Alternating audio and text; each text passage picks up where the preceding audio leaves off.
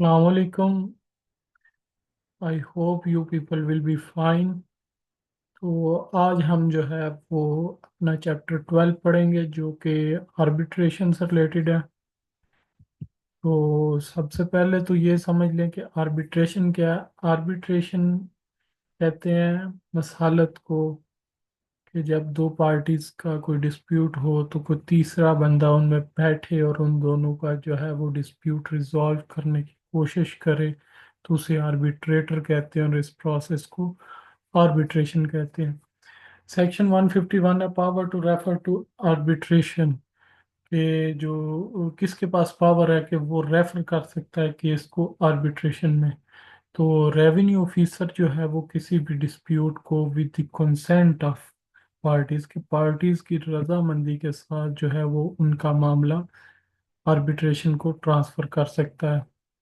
दूसरा वो कहता है कि अगर कलेक्टर है या असिस्टेंट कमिश्नर ग्रेड 1 है या असिस्टेंट कलेक्टर ग्रेड 1 है, वो जो है वो डिस्प्यूट को बगैर पार्टीज की रजामंदी के आर्बिट्रेशन को रेफर कर सकता है। और वो किस तरह के मामलात को रेफर कर सकता है? सबसे पहले कि अगर मामला जो है वो रिकॉर्ड में एंट्रीज के रिलेटेड है, कि रिकॉर्ड जो है for example record of rights है तो उसमें जो है वो एंट्री गलत हो गई है, किसी और बंदे की एंट्री होनी थी, वहाँ पे एंट्री किसी और बंदे कर दी गई है।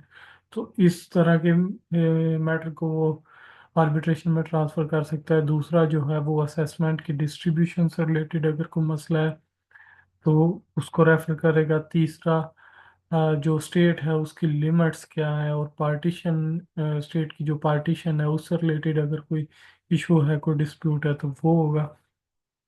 तीसरा जो है वो division of party property eight partition और द मोड ऑफ पार्टीशन, के प्रॉपर्टी की जो डिवीजन है उसको जो तकसीम है उस पे अगर कोई डिस्प्यूट है या तकसीम किस तरह से होगी, किसको कितना शेयर मिलेगा, इन चीज़ों से रिलेटेड अगर कोई डिस्प्यूट है तो वो भी जो है वो आर्बिट्रेशन को प्रेफर कर सकता है without consent of parties. Next है order of reference and consent there to.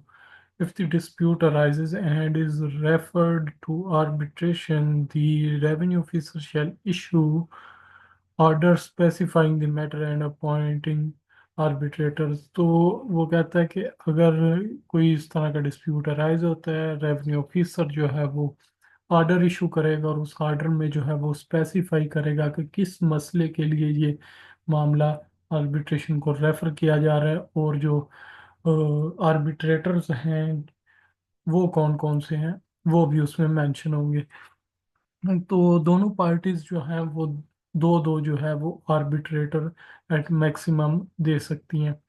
तो if arbitrators are not appointed or are unable to deliver an award, the RO may extend the period or may cancel the order of reference। तो वो कहता है कि अगर तो जो है वो आर्बिट्रेटर दो दो बंदे as a arbitrator as a जो है वो सालिस जो है वो अपॉइंट नहीं होते, या वो जो है अगर अपॉइंट हो गए हैं तो वो किसी नतीजे तक नहीं पहुंच पा रहे, तो रेवेन्यू ऑफिसर जो है वो उनका पीरियड एक्सटेंड कर सकता है, या जो है वो इस ऑर्डर को ही कैंसिल कर सकता है कि जो उसने रेफर किया था वो उसी को ही कैंसिल कर देगा। सेक्शन 153 में कहता है कि नॉमिनेशन ऑफ आर्बिट्रेटर, के when an order of reference is made each party nominates N arbitrator, के जब ऑर्डर ऑफ रेफरेंस होगा तो हर पार्टी एक आर्बिट्रेटर जो है वो नॉमिनेट करेगी और रेवेन्यू ऑफिसर जो है वो अपॉइंट एक जो आर्बिट्रेटर है वो अपॉइंट रेवेन्यू ऑफिसर करेगा। मींस के दो दो दोनों पार्टियों की तरफ से दो दो आर्बिट्रेटर होंगे और एक आर्बिट्रेटर रेवेन्यू ऑफिसर की तरफ से होगा। तो टोटल ये 5 बंदे हो जाएंगे।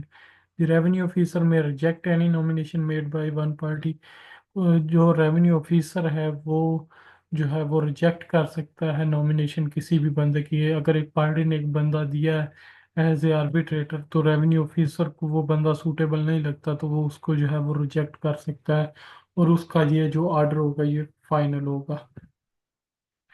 नेक्स्ट सेक्शन 154 में वो कहता है कि substitution of arbitrator by party, कि अगर कोई पार्टी जो है उसने कोई आर्बिट्रेटर अपॉइंट किया, वो आर्बिट्रेटर मर गया या वो अपनी ड्यूटीज को कंटिन्यू नहीं करना चाहता, इनकार कर देता है, तो वो जो है वो उसे रिप्लेस कर सकते हैं, वो उसे चेंज कर सकते हैं।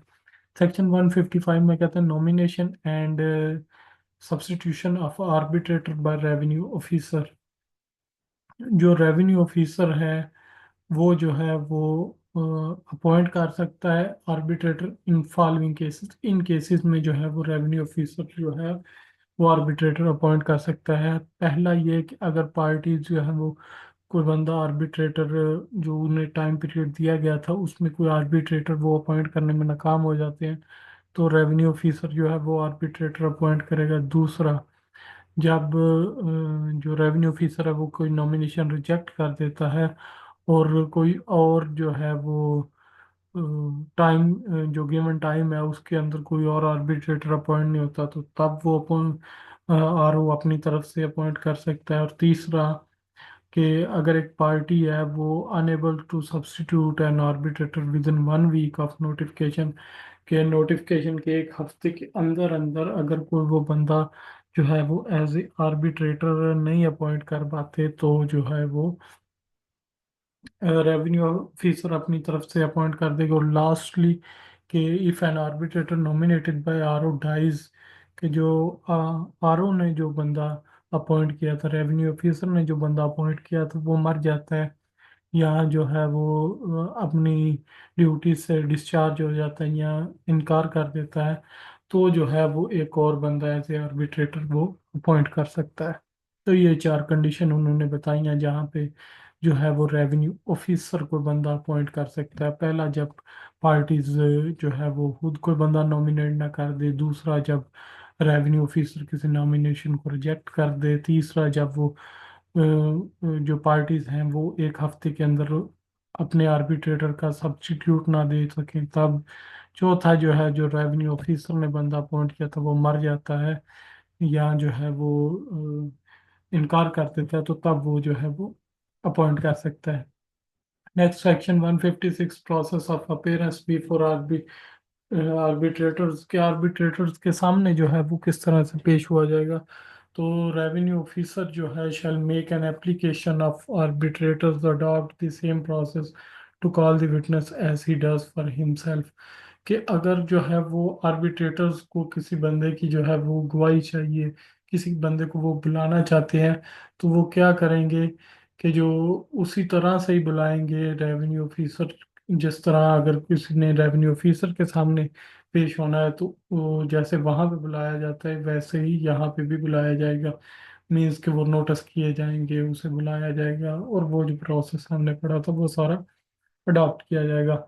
When a notice is issued, the receiver is bound to appear before the arbitrator, कि जब एक नोटिस इशू होगा तो रिसीवर जो है वो बाउंड है अपीयर होने के बिफोर आर्बिट्रेटर, आर्बिट्रेटर के सामने जो है वो अपीयर होने के बाउंड है। Any person attending in response to the notice is bound to state the truth. Obviously कि जो बंदा जो है वो नोटिस के जवाब में आएगा, वहां पे अपीयर होगा, वो सच ही बोलेगा। मतलब ऐसा समझा जाएगा। बाकी प्रैक्टिकली तो आपको पता है कि सच किस तरह से बोले जाते हैं। यार, section 157, award of arbitrator and presentation thereof, ये अवार्ड जो है आर्बिट्रेशन का वो किस तरह से होगा। तो arbitrator shell make award in writing, के वो जो भी अवार्ड देंगे, वो जो भी अपना फैसला करेंगे वो इन राइटिंग होगा। ठीक है। और जो है उसमें जो है वो रीजंस भी देंगे कि उन्होंने ये जो फैसला है ये किस किन वजूहात पे जो है वो अवार्ड किया है, और अगर नहीं दिया, उसके अगेंस्ट फैसला दिया है, तो वो क्यों दिया है। तो वो जितना भी है वो हर चीज़ की रीजंस लिखेंगे साथ में।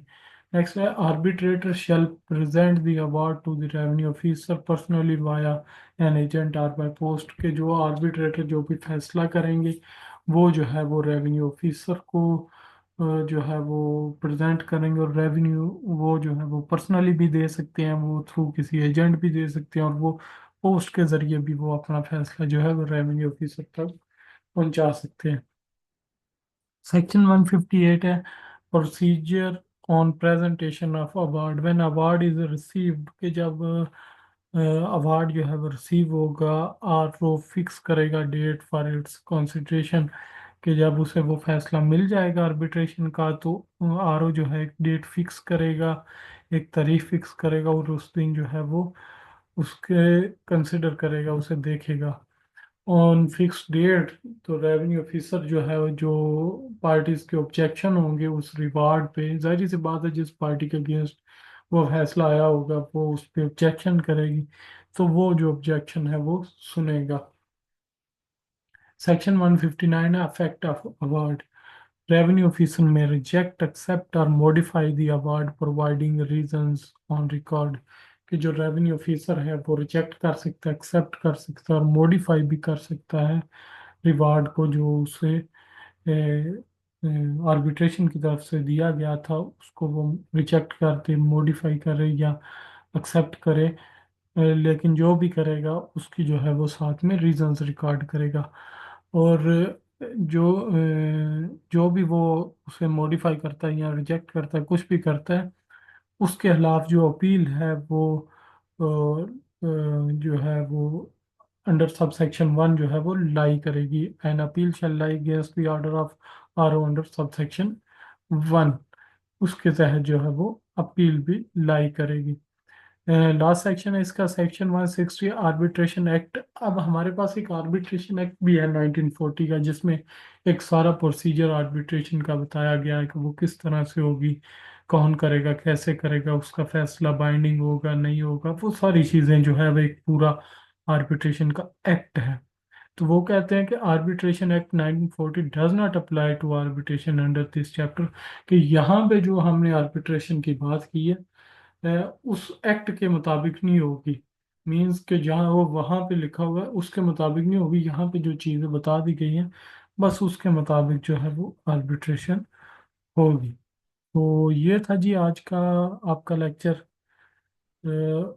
अब नेक्स्ट जो है हमारे, अब इजी जो चैप्टर्स हैं वो शुरू हो चुके हैं, ये भी इजी चैप्टर था। तो इंशाल्लाह जो है वो बहुत जल्द आपका ये जो एक्ट है वो अख्ताम पजीर होगा इंशाल्लाह। तो इंशाल्लाह जो है वो आपसे नेक्स्ट मुलाकात होगी अगले लेक्चर में। अल्लाह हाफिज़।